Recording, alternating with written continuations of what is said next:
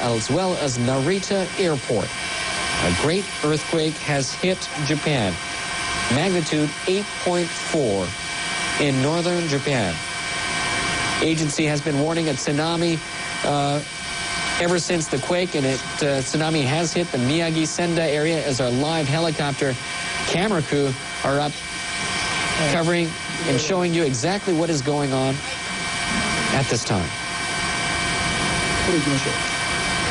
Deputy Chief Cabinet Secretary Tetsuro Fukuyama told reporters on Friday that the governor of Miyagi Prefecture, where the earthquake has hit hardest, has asked the government to send self-defense force units to deal with the situation and aid the situation. Defense Ministry officials say self-defense force personnel are currently contacting local governments and related agency to assess the extent of the damage.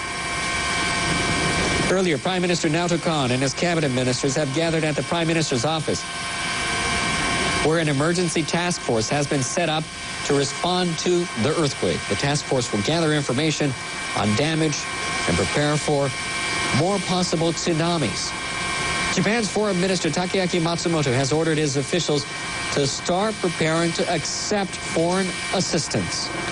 He has also told them to check on the safety of foreigners living here in Japan. The Pacific Tsunami Warning Center has issued a tsunami warning not just for Japan, but also for Russia, Marcus Island, the Northern Marianas, Guam, Wake Island, and Taiwan. The Pacific Tsunami Warning Center has issued a tsunami warning not just for Japan, where a tsunami has already struck, and you can see some of the damages so far in Miyagi Prefecture, northern Japan, and the Senda area, but also for Russia, Marcus Island, the Northern Marianas, Guam, Wake Island, and Taiwan. For those of you who have just tuned in and living anywhere close to the coastal areas of Russia, Marcus Island, Northern Marianas, Guam, Wake Island, and Taiwan, please do not go near the waters. Move to higher ground as soon as possible.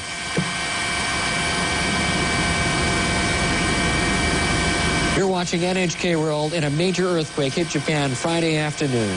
This happened about an hour and 20 minutes ago. Japan's meteorological agency says the quake measured magnitude 8.4. The agency has issued a tsunami warning for Japan's Pacific coast.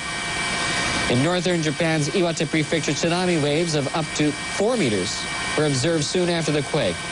The agency is warning that the tsunami could be between 6 and 10 meters. You're seeing some of the tsunami damage so far in Miyagi Prefecture, in the Senda area, where some of the homes and farms have been flooded when the tsunami went upstream a river.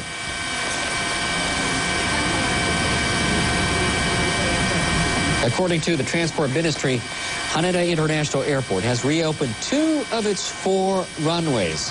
Haneda International Airport has reopened 2 of its 4 runways. The airport had earlier closed all runways. Haneda International Airport has reopened 2 of its 4 runways. The Japan Road Traffic Information Center and police say expressways around Tokyo and northeastern Japan have been closed. The Japan Road Traffic Information Center and police say expressways around Tokyo and northeastern Japan have been closed. According to Toshiba Elevator, it assumes that most elevators came to a halt in the region affected by the disaster.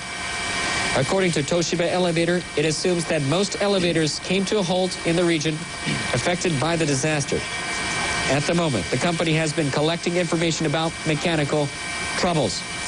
The Industry Minister's Nuclear and Industrial Safety Agency has put in place an emergency center for the earthquake. It'll collect information concerning damages caused by the earthquake to nuclear power plants around the country. For those of you who just tuned into NHK World, you're seeing live coverage of Miyagi Prefecture in the Sendai area where a tsunami has struck.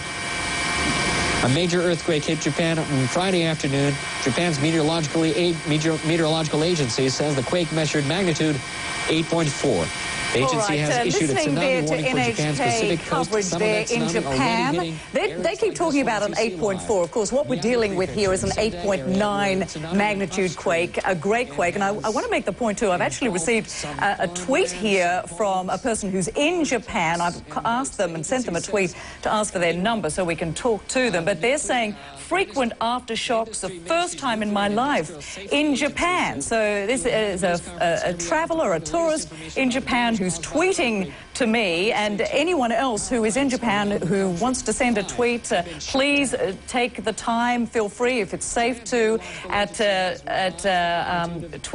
Rosemary CNN. So, you know, do get online if you can and send a Twitter. But let's go back to these pictures now. I might just get that sound turned down in my ear if you don't mind. It's a little distracting just from the pictures. Thanks so much. Now, we're looking at all of this debris on the ground there, just moving right across Japan, coming from the coastal areas. We see the boats, we see cars, we see mud, all the debris moving through there. Thankfully, a lot of this is farming area, but it is moving into some buildings there, and we saw some ablaze on the ground. I want to go back to Ivan Cabrera, see what additional information Ivan has. What are you finding out? What are you learning now? Well, we just had another major earthquake offshore of Japan, a 7.1, which would be devastating enough, if certainly shallow enough and closer to the shore.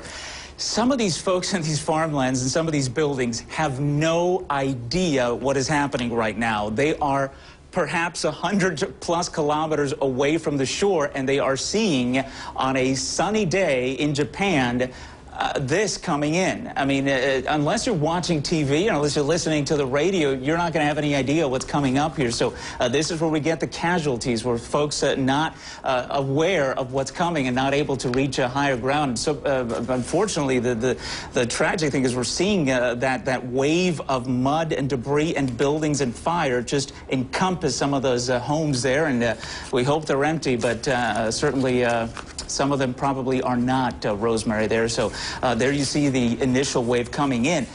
Also want to keep monitoring, folks in the back, the shoreline, because I wouldn't, again, this has not happened once. So we are talking about a tsunami that comes in, the first initial wave, and then we get another wave and perhaps even a third wave after that. With an 8.9 great earthquake, that shallow, that close to the shore, there are going to be more tsunamis coming in. So we'll have to watch that very closely there.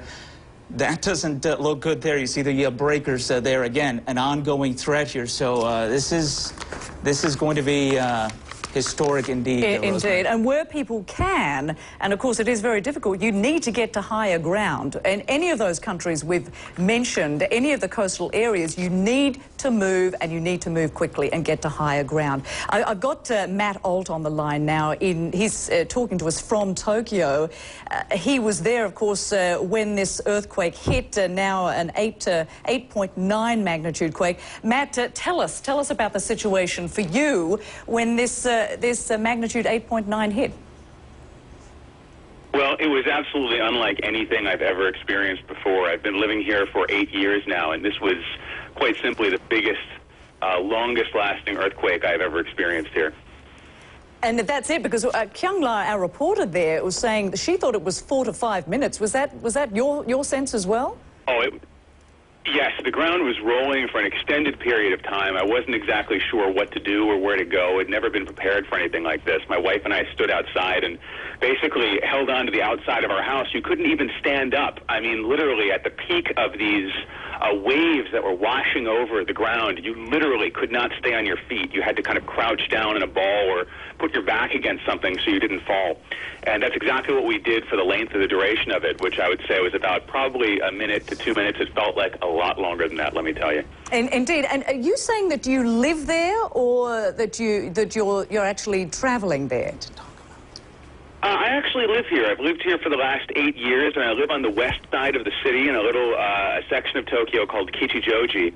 And yes, there are earthquakes from time to time, but we have never, ever felt anything on the magnitude, the literal magnitude of what we experienced today. And that's exactly the story we hear. Now, Matt, as we are talking, we are looking at this extraordinary wave, another tsunami wave, moving toward the Japanese coast. And where are you located? Are you away from any threat of tsunami coming ashore? Yes, we're very fortunate to be located quite far inland. Of course, there's some rivers and streams around here, but those aren't being affected by the tsunami. We're I would say a good 10 to 15 miles away from the coastline, so we don't have to really worry about that where we are. But with the footage that we're seeing, the video that we're seeing on the television screens is just